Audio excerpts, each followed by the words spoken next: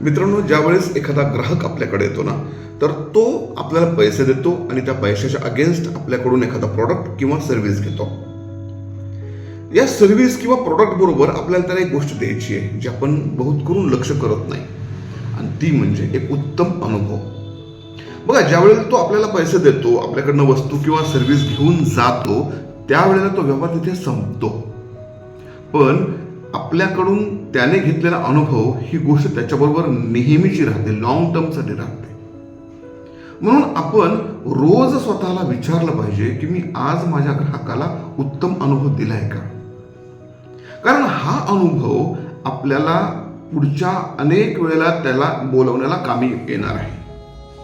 आणि आपण एक व्यावसायिक म्हणून रोज फक्त या एका गोष्टीवर जास्त लक्ष केंद्रित केलं पाहिजे. अनेक जण चुकतात, या गोष्टीला महत्त्व देत नाहीत. पण कित्येक वर्षाच्या कन्सल्टेशन मधून ही आम्हाला अनुभवास आलेली गोष्ट आहे की जो व्यावसायिक आपल्या ग्राहकाला उत्तम अनुभव देतो तो लॉंग टर्म मध्ये फायद्यात राहतो.